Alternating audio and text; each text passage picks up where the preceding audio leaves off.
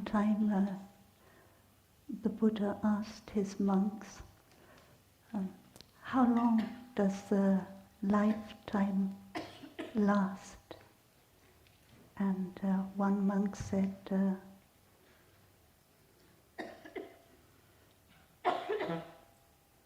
one week or something like that. And the Buddha is not accept that. And then another monk said, for as long as it takes to eat a meal. And Buddha did not accept that. And then another monk said, one day and one night. You wake up in the morning and you feel you have a new life. And finally one monk said, one in-breath and one out-breath is the length of a lifetime. So every time we breathe in and out mindfully, we have an opportunity to begin anew. But the new year is also an opportunity for us to begin anew. And we just practiced what you could call praying in the context of not believing in God. But if you believe in God, it's also okay. But you don't have to believe in God in order to be able to pray. To pray means to bring all your attention, all your body and all your mind into the present moment and to be completely there, in order to make your deep aspiration. Because when we pray, it's not just in order it's not to ask for something, but it is to be able to aspire to live in a certain way that will lead to a certain result.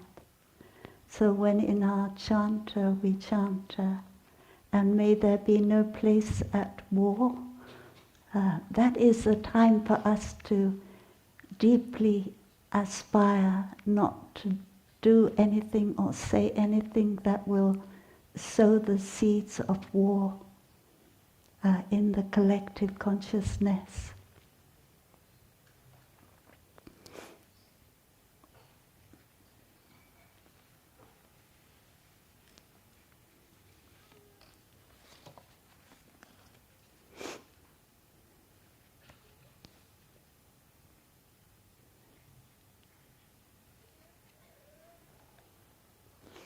So we have come to Plum village in order to be able to begin the new year. To begin the new year in the presence of the noble Sangha.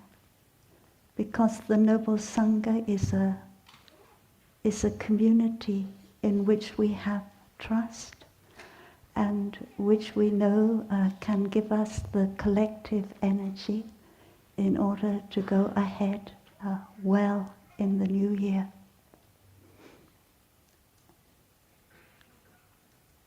And everyone knows that when we are in the Sangha, we can be happy.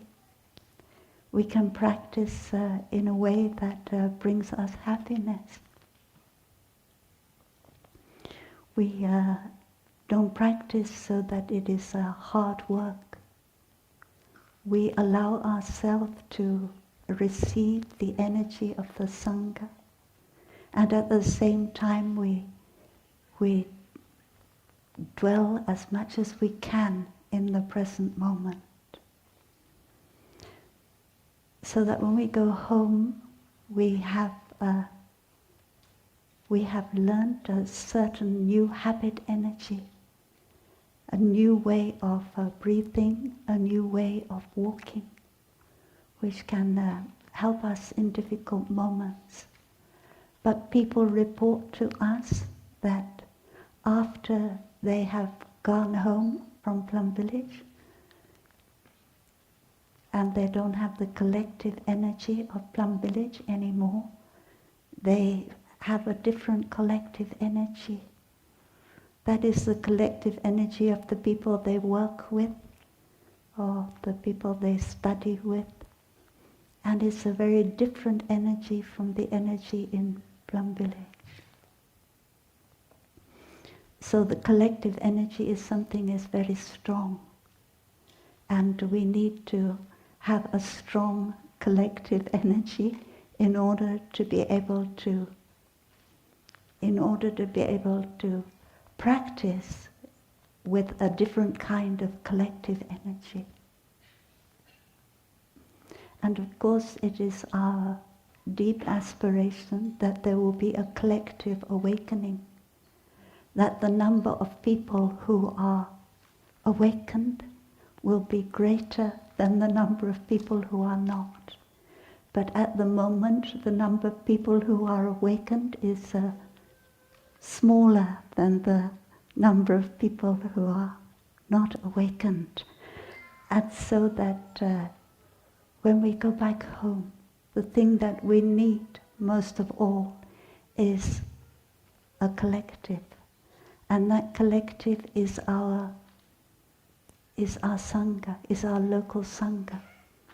So when we go home, we try and we find a local Sangha where we can go every week and where we can feel again the collective energy, even if it is only 2 or 3 that are gathered together in the name of Plum Village practice. We will still be supported for the next week when we have to deal with a very different kind of collective energy, an energy of rushing, of always being in a hurry, an energy of consuming, an energy of working, all these things which we do in order to cover up the suffering that we have, in order to cover up our despair at what we are doing to Mother Earth. We continue to do the things that we should not be doing to help Mother Earth. So if you go home and you cannot find a local Sangha near you, then you have to find one a little bit further away from you, and you ask that Sangha, please announce in the Sangha that I, in your local Sangha, that I am here in this address, and anyone who lives fairly near to me, please, we can meet together and make a Sangha. So even if you have only been here for 1 week, you have the right to make a Sangha, to build a Sangha. And one time there was a friend who came to a retreat for 1 week, and she did put her whole heart into the practice. That doesn't mean to say that she made the practice hard work. It was just enjoyable. And she allowed herself to take a Sangha bath. Taking a Sangha bath means to enjoy the collective energy around you, to be happy in that energy. And she said to Thai, I really enjoy the practice of mindful walking, of walking meditation. Can I teach it to others, even though I'm not a Dharma teacher? I haven't received the lamp. I've only practiced 1 week in the Sangha. And Thai said, yes, of course you can. You can share the practice of mindful walking with others.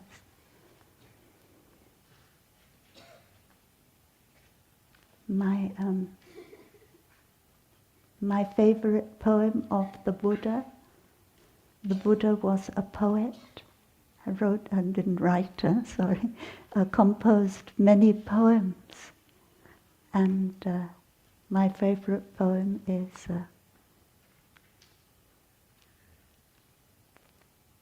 do not pursue the past. Do not yearn for the future. The past is already left behind. The future has not been realized, is not yet realized.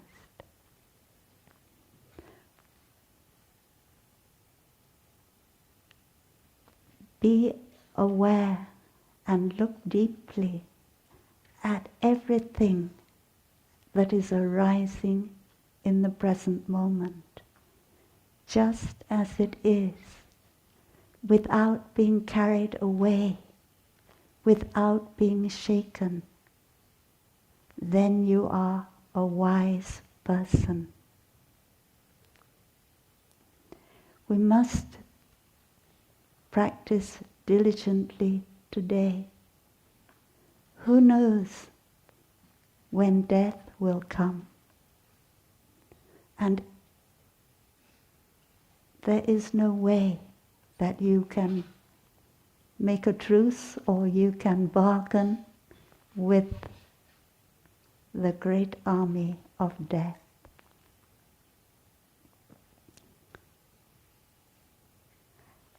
Someone who is able to dwell diligently like this, by day and by night, without getting tired. It means without getting tired of the practice, without giving up the practice.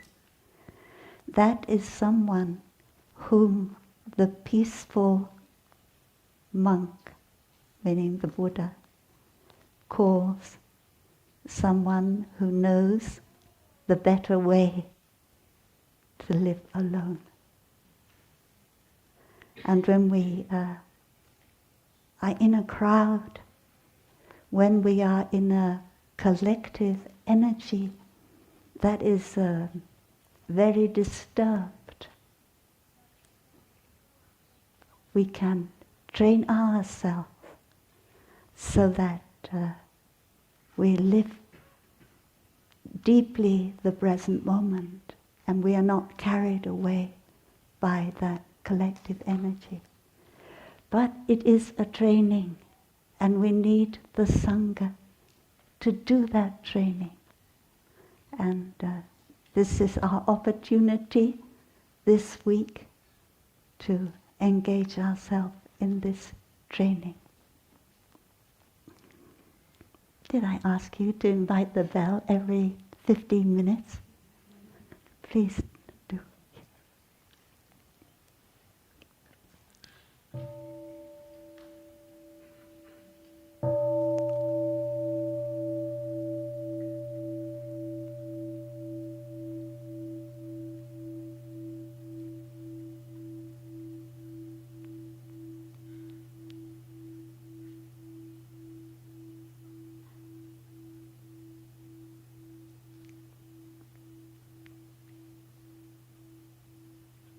Just like now when we heard the sound of the bell, that was an opportunity for us to dwell in the present moment without any past, any thought of the past or the future. And we all know that when we can do that, even if it only lasts for the time the bell is invited, that is a moment of great, great happiness. It is a moment of letting go. It is a moment of peace. And if we can do it for a very short time, then we have enlightenment for a very short time. The Plum Village app give you something that we can remind you, a bell, that can remind you every 15 minutes if you like, just to stop and to breathe and to be perfectly in the present moment. And after that you lose it, you come out of the present moment, you go back to the past. It doesn't matter. Don't judge yourself. Know that in another 15 minutes you have another opportunity. And even if you haven't put the app every 15 minutes, you put it every half hour, and after 15 minutes you become dispersed, you lose it. You recognize that you've lost it. And you say to yourself, never mind. What am I doing now? I'm drinking a glass of water. Yeah, and I really drink the water. And as I really drink the water, I see, oh, this water has been on a wonderful journey. It's been on a journey to the Himalaya. There's been snow, even if there's not much snow left anymore. In its memory, it has been snow on the mountain. It has been in the deep ocean. Yeah. So drinking the water becomes a moment of looking deeply. And that is thanks to your being able to stop.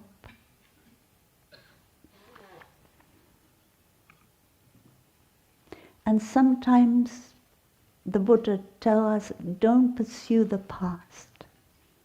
Don't run after what happened in the past. But sometimes our neural pathway, it just goes in that direction of the past. Like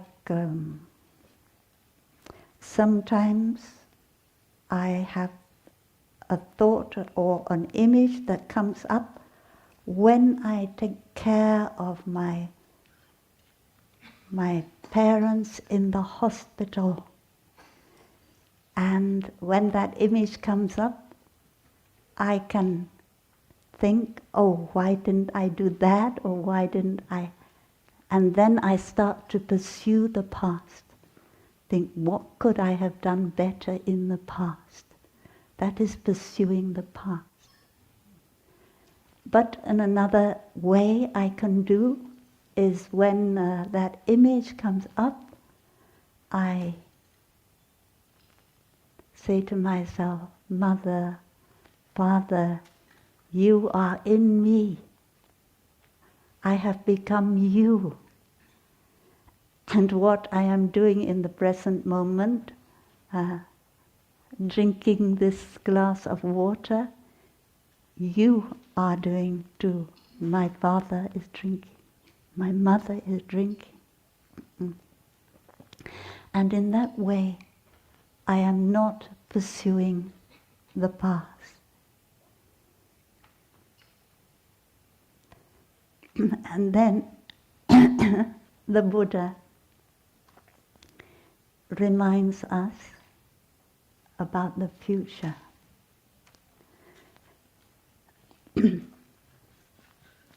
Do not long for the future.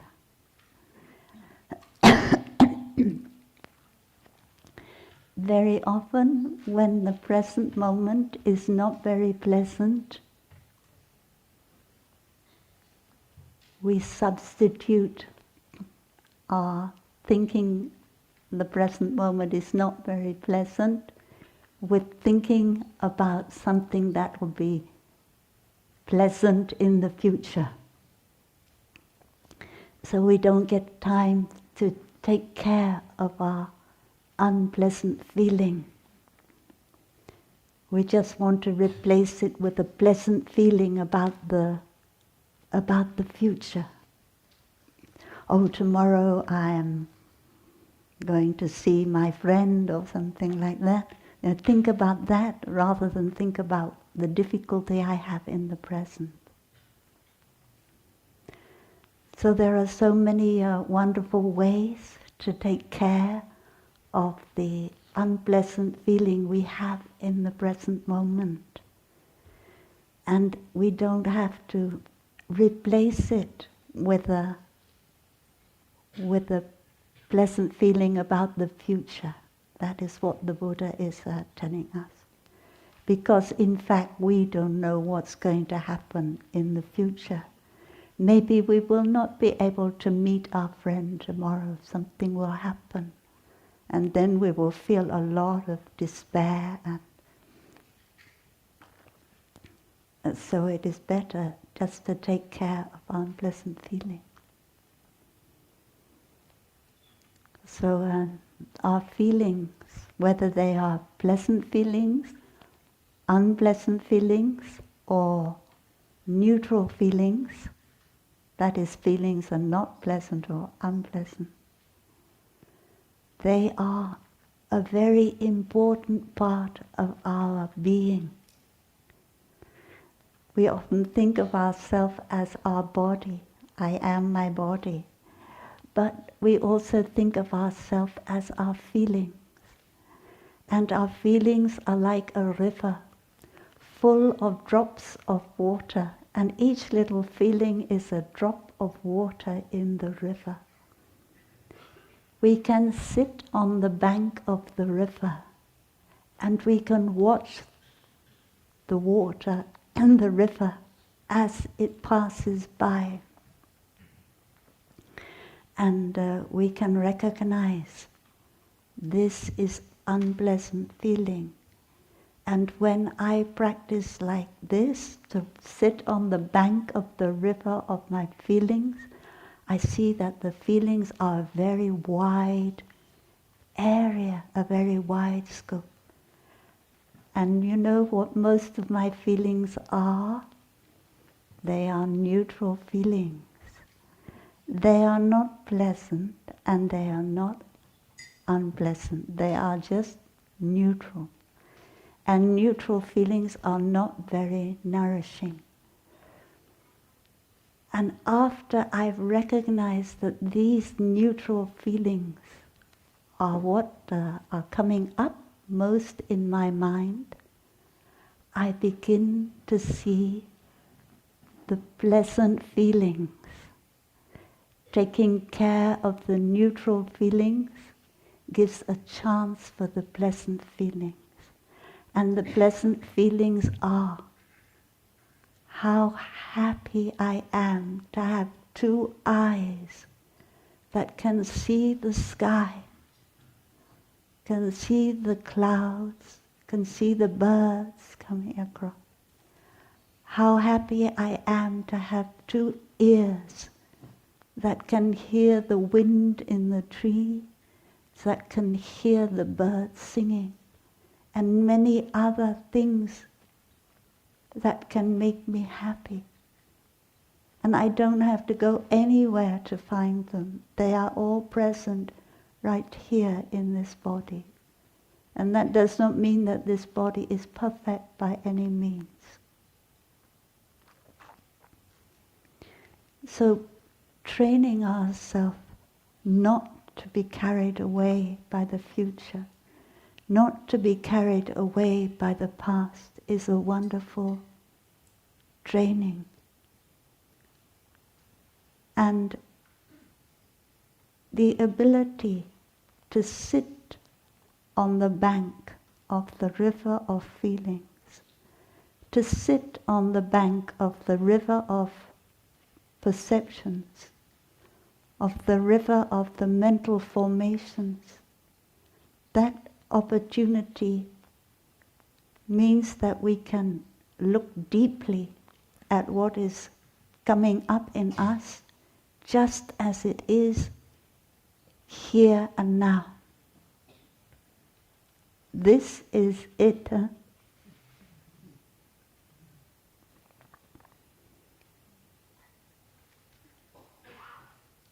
That is a great enlightenment, a great happiness, to be able to be with what is happening here and now.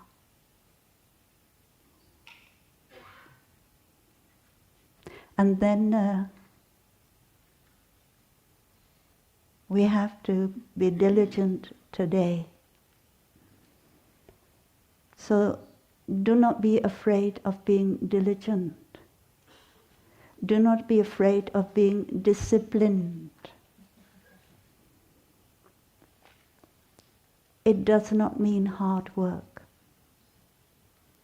It means that you don't judge yourself, like we said before. It means, though, that you keep reminding yourself. Mindfulness, sati, it means to remember. So when I'm pulled into the past or the future, I remind myself. Always remind myself, what am I doing now? What am I eating now? If my mind goes into the future or the past when I eat, the first question I ask myself is, what am I eating? And then I remember, I am eating rice, I'm eating dal, and then I know that the rice and the dal, they come. They come from the sunshine, they come from the rain. I can see the rice in the fields. I can see the dal in the pot. Yeah. And I come back to what is really happening in the present moment. It is child's play. It is not a hard work. It is for your enjoyment, for my enjoyment. So that is what we mean by being diligent. It just means you keep reminding yourself. And the Buddha then says, well, who knows when you will die?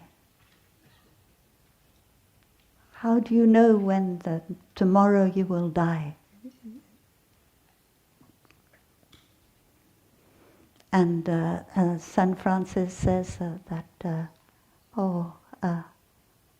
laudato si mi Signore per sora nostra morte corporale. Yeah, so we praise the Lord for our sister physical death.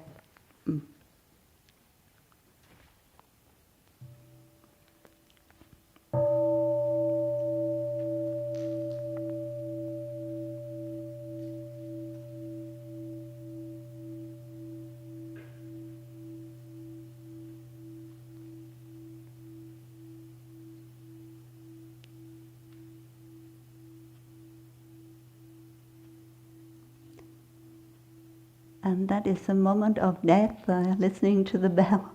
It's a moment when you can die to the past, die to the future.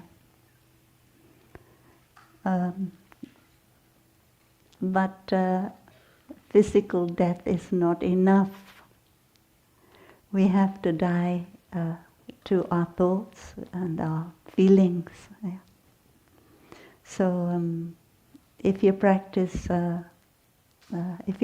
yoga, you practice something called a mritasana. Huh? At the end of your yoga session, you lie down on the floor and you practice being a corpse.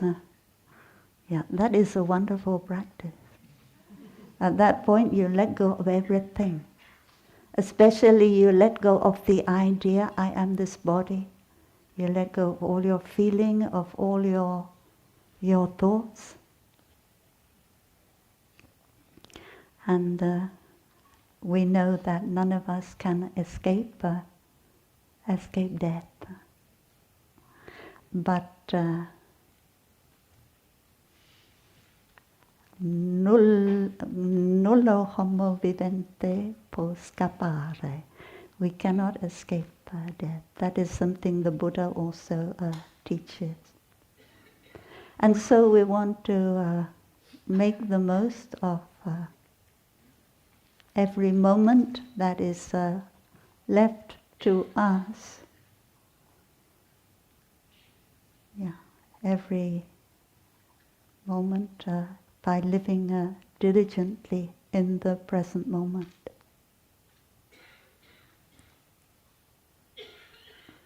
You do not grow tired of this practice, whether it is the daytime or the nighttime. The nighttime is also a wonderful time for practice when you cannot sleep. You just come back to your breathing and continue to practice dwelling in the present moment. Sometimes not being able to sleep, but knowing how to relax and to breathe, you have a more restful night than you know that when you can sleep than when you sleep.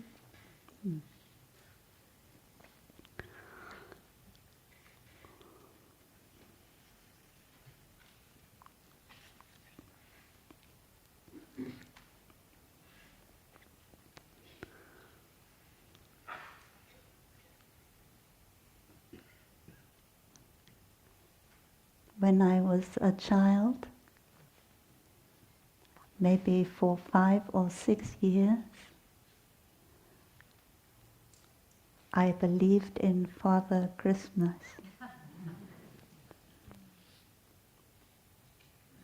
And sometimes I ask myself, why did I believe in Father Christmas for so long? And I think the answer is that I wanted to believe in Father Christmas.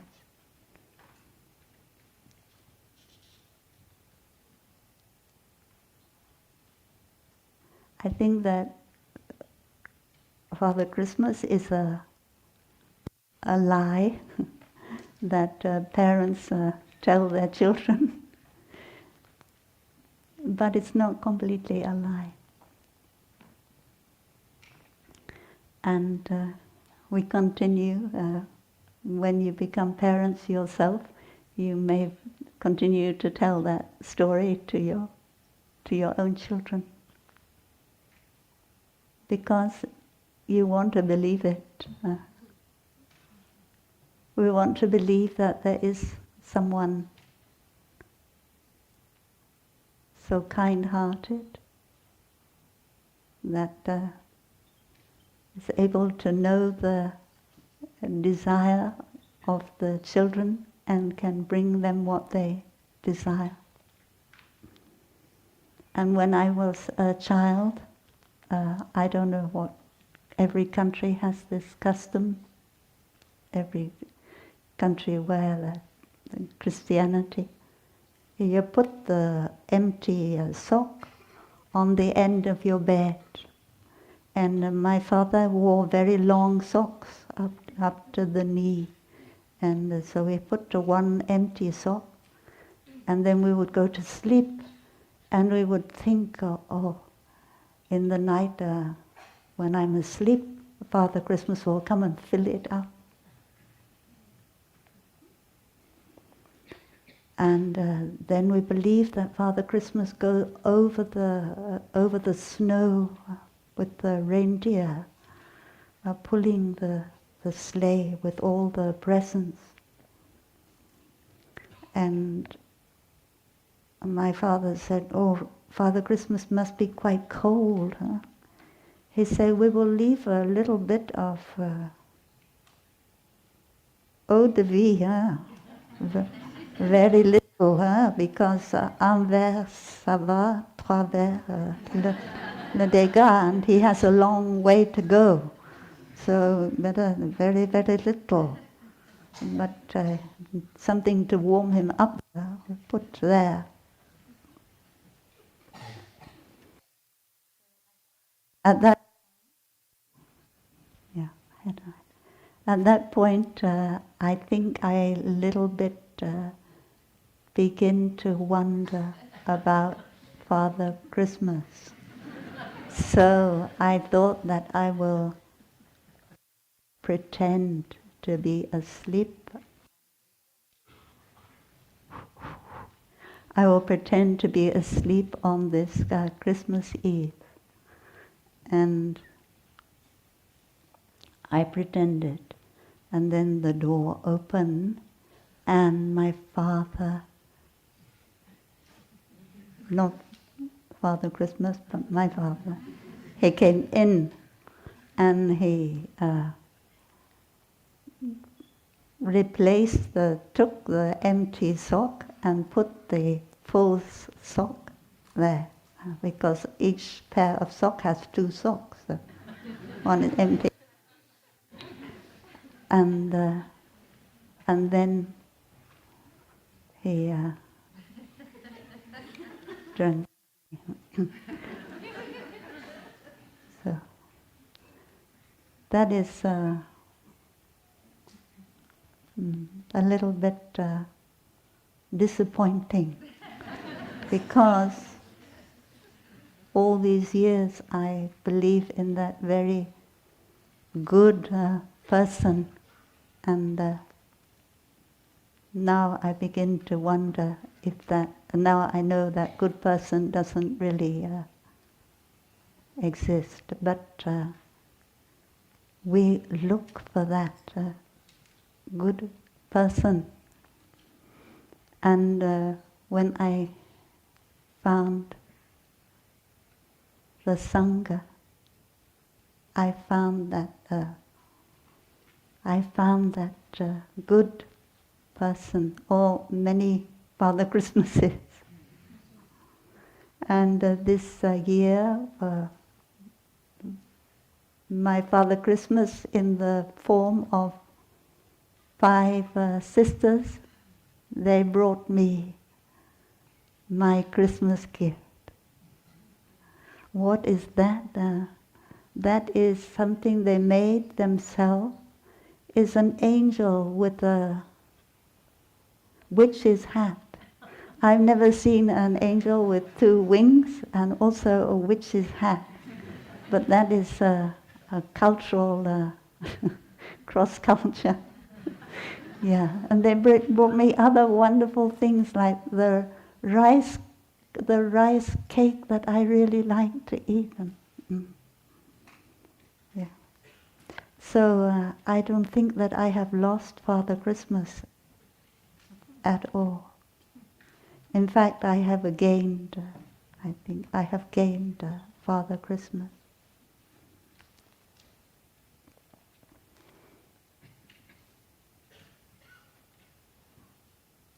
Many of us wonder what will happen to Mother Earth this year. I remember one time when we were in the Green Mountain Dharma Center, Thai would teach us, the Green Mountain does not belong to us. We belong to the Green Mountain. And when I think about Mother Earth, I also like to think in that way. The planet Earth does not belong to us. We belong to the planet Earth. And we belong to the planet Earth means that we come from the planet Earth. And when we die, we go back to the planet Earth. So this is a wonderful opportunity for us this new year to be able to practice, to see that we are part of the earth. We are the earth. And what happens to us happens to the earth. And what happens to the earth happens to us. And once we can accept that, and we can see that we are just a tiny part of Mother Earth, a very real part of Mother Earth, and every time we walk on the earth, we can feel we are one with the earth, then we have no more fear.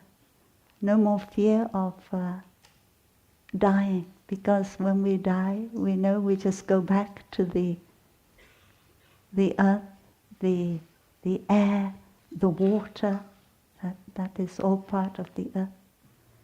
So this practice, when we eat something, to be able to see that the food is the gift of the whole universe, is a wonderful practice to help us see our interbeing nature with the whole universe. And you can see the white clouds swirling around the atmosphere of the planet Earth, keeping the moisture, and you can see that the food you have, it comes from the clouds, it comes from the soil, and the soil is made up of the humus, and the humus is made up of the dead matter, the matter of plants and of animals that have died, and of human beings that have died.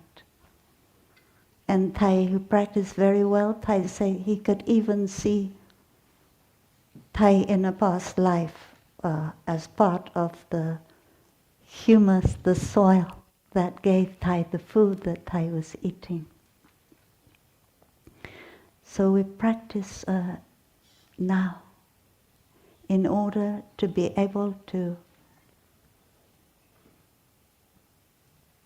become one with the earth. Thai said to be in love with the earth. Thai said every time before Thai went outside to walk, Thai would feel a little bit excited and happy that Thai was now going to be able to go and walk and be in touch with Mother Earth, with whom Thai is in love. And that is the best object of our love at the moment. And when we love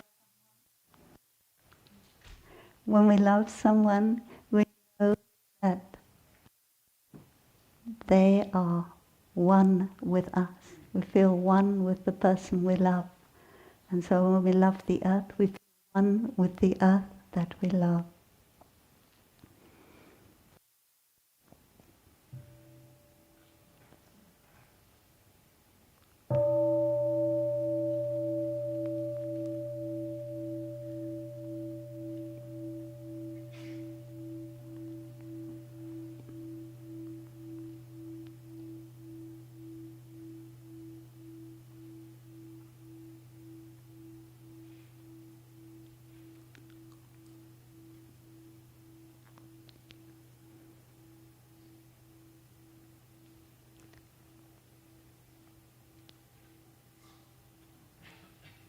In the winter retreat of the rains retreat of the year 2008 and 2009, when Thai was in the upper Hamlet practicing with the Sangha, every time after the sitting meditation we touched the earth 3 times.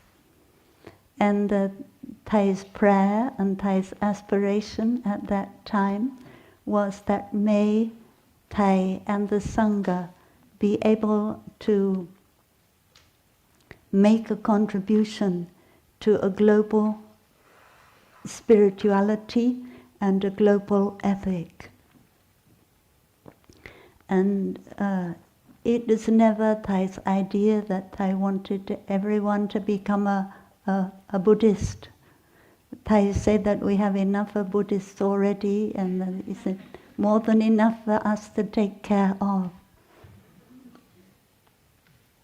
And So if we have a global spirituality, that spirituality would be one that honors Mother Earth, that honors the planet Earth and honors the cosmos. Because everyone, to whichever religion or spiritual path they belong, feel a lot of awe and reverence for the cosmos and for the planet Earth.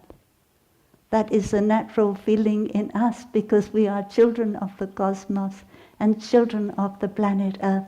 So we have to feel that reverence and that awe at the beauty of the cosmos. It is only natural. And all of us human beings, we all share that. And so that is what would make a global spirituality possible. So we no longer have to fight each other on religious terms anymore. So it seemed that that is a very good path ahead, because even the theistic religions who believe that God is the creator are beginning to see that the earth is not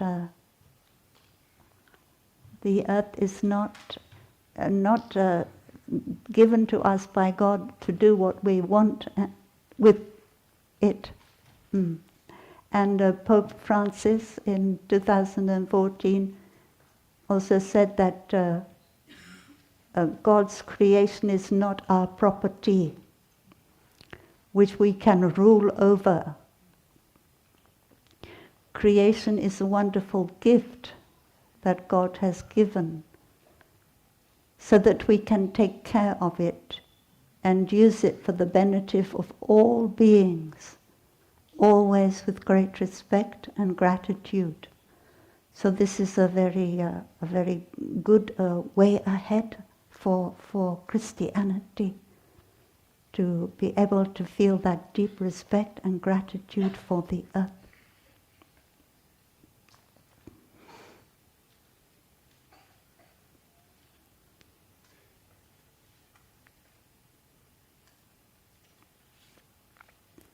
And another concern of ours as we begin the new year is the concern for peace, for peace in the world. Of course, peace in ourselves is very important.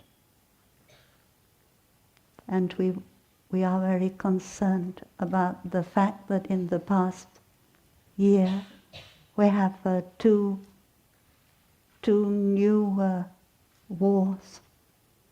And today when we were chanting the name of Avalokiteshvara, we were probably also, many of us were listening deeply to the suffering in the Middle East and in the Ukraine.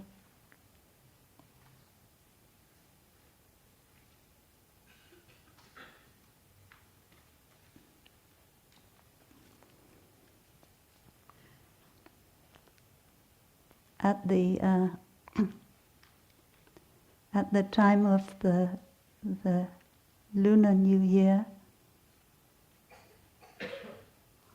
in the 1960s, I think, I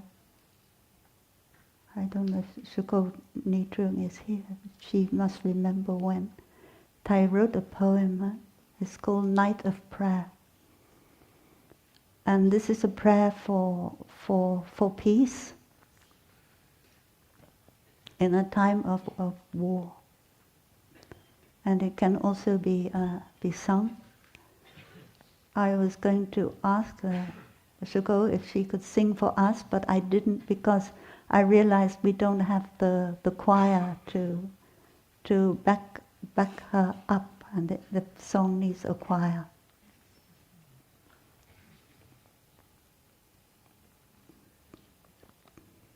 And so this poem, it describes the time when Siddhartha, who became Shakyamuni Buddha, was born. And then it describes the terrible suffering that humankind is going through, and we can identify with that suffering in our own time. And praying that the next Buddha, the Buddha Maitreya. Maitreya means the Buddha of loving kindness, the Buddha of friendship, the Buddha of brotherhood and sisterhood, can be born, and that we can make a cradle for that Buddha to be born into. I don't know if Shuko Nidrung can help us and share a little bit for us. I'm sorry I did not ask her or if she is even here.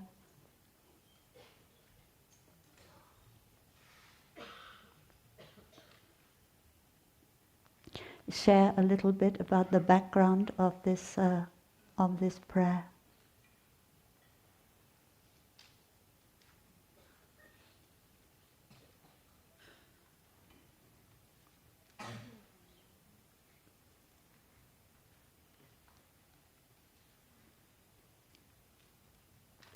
Maybe Shuko not here.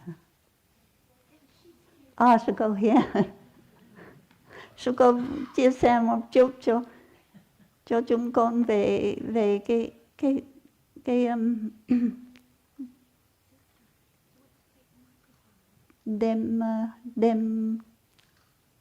đêm cầu nguyện.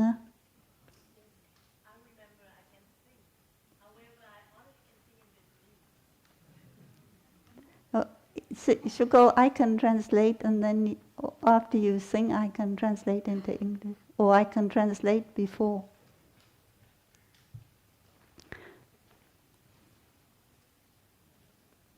At that sacred hour, the wind and the birds were silent. This is when the Buddha Shakyamuni was born.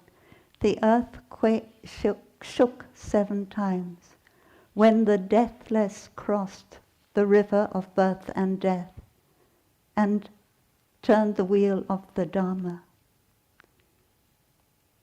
The purity of that night was very fragrant, when the auspicious mudra, the mudra of auspiciousness, bloomed as a flower, and the trichiliocosm with one sound praised the enlightened one, the Buddha. At that sacred hour, when the flower of deathlessness bloomed in the garden of birth and death,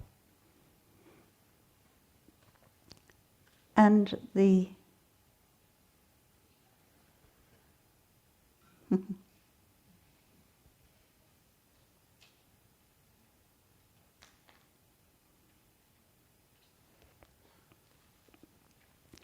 Buddha here to learn. The Buddha came here to learn the human language. On that night, the gods looked down from the Tushita heaven and saw that the planet Earth, our home, was brighter due to a bright star, that is the Buddha, and the galaxies in the 10 directions stood in attendance until the east brightened and the Lumbini garden became the soft cradle that welcomed the Buddha Shakyamuni. But tonight, the tears of humankind fall from our home, the planet Earth, and many times the sound of weeping reaches the Tushita heaven as people fall under the hands of Mara, under the hands of violence and hatred. In the darkness of night, our home planet, Mother Earth, has grown tired, waiting for that wonderful moment when the limitless mind of love opens, so that the darkness of fear and anxiety disappears, so that the Naga Pushpa assembly, that is the assembly of Maitreya Buddha, can come and the sound of the Dharma can continue in the sound of children singing. Tonight we pray for the moon and stars to be our witness as our home planet Earth offers its prayer. That the Ukraine and the Middle East, I put this instead of Vietnam, which are burning with the fires of war, which are undergoing the utmost misery, writhing and drowning in blood and tears, may soon change into a soft cradle to welcome Maitreya and once more the flower of a new Buddha, a newborn Buddha can bloom. As Thai said, the next Buddha is a Sangha. Huh? So when we talk about newborn Buddha, we must think in terms of the Sangha. Tonight we pray that out of the suffering a fruit will set in the flower, so that birth and death can cross the river of the deathless Dharma body, so that the source of love can flow in 10,000 hearts that long for it, so that humankind can learn the language of non-duality, so that the voice of children become the voice of songbirds. Giờ phút linh thiêng gió lặng chim ngừng, thế giới rung động bay lần khi bất diệt đi ngang dòng sinh diệt.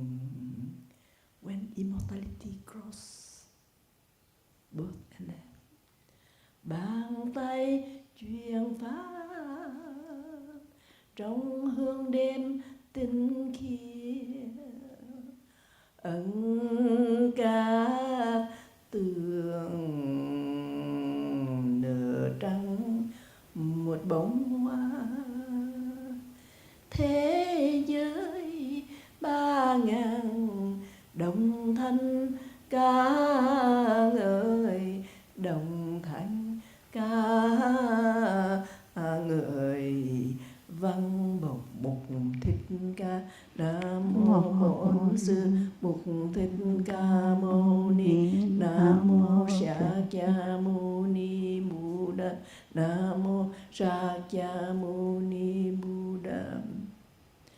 Nhưng đêm nay từ trời đâu suốt nhìn về, chư thiên thấy địa cầu quê tôi sáng hơn vầng sao sáng, và tinh tú muôn phương châu về, cho đến khi vầng đông tỏa rạng, cho đến khi vườn lâm tỳ nị biến thành chiếc nôi êm, chờ đón Bụt sơ sinh.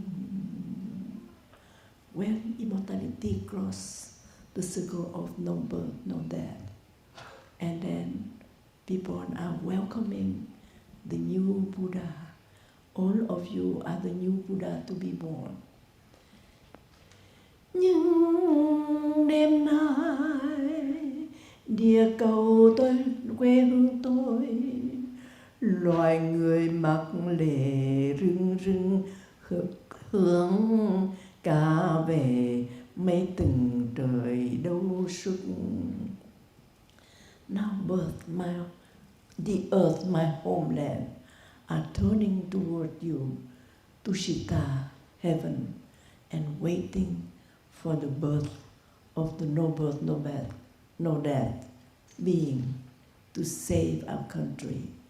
Our country birth, our homeland, are full of war, of tear, of cruelty, of sadness. We pray so that all the flower of understanding and love are blooming on this very land, so that the war stop. Nam mô Maitreya Buddha. It means the Buddha in the future. The Buddha in the future is all of you. Is the children in all of you. Even you are 70-year-old, 80-year-old, you are a newly born Buddha. Born today at the right moment.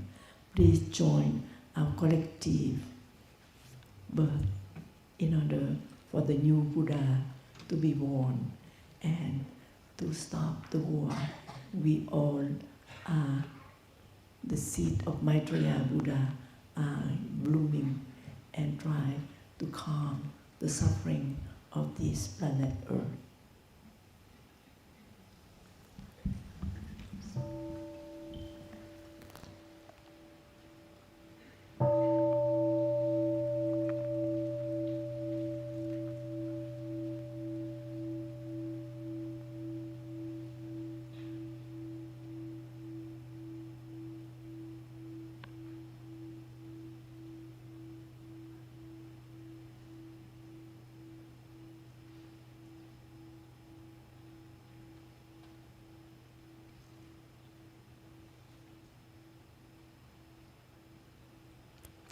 So, dear Sangha, let us take a Sangha bath, and we know that together we can build a future.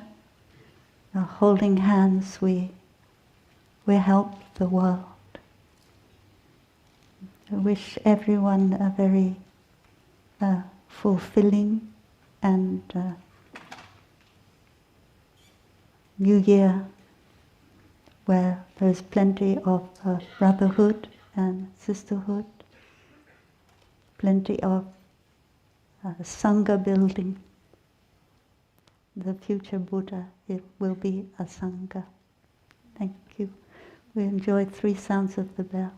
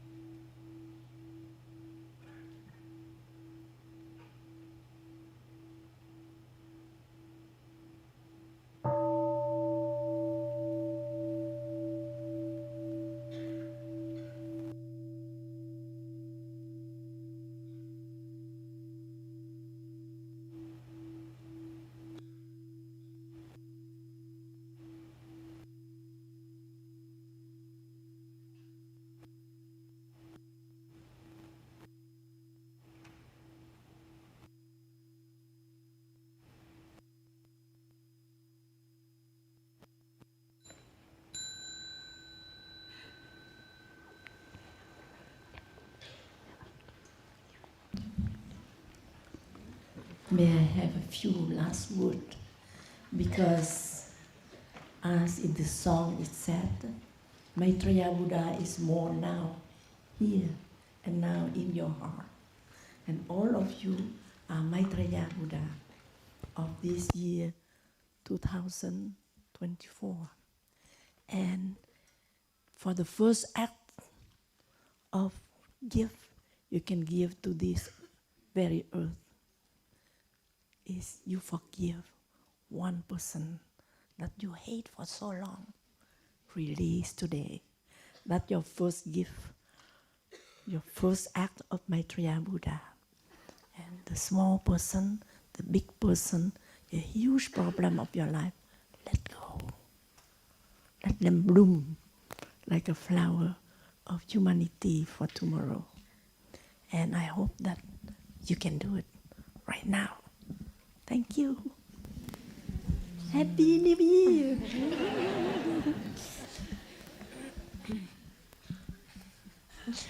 Dear Thai, dear community, thank you, Sister Chan Kong, for these very nice words. And thank you, Sister Chan Duc, for this very beautiful teaching for this new year to come. With the next sound of the small bell, we are all invited to stand up and to bow to our teacher, Sister Chan Duc, and then we'll have a bow to the altar and the Buddha in gratitude for all the teachings that we are receiving today. And then we may all sit back down, and please keep your headphones for translation. Thank you.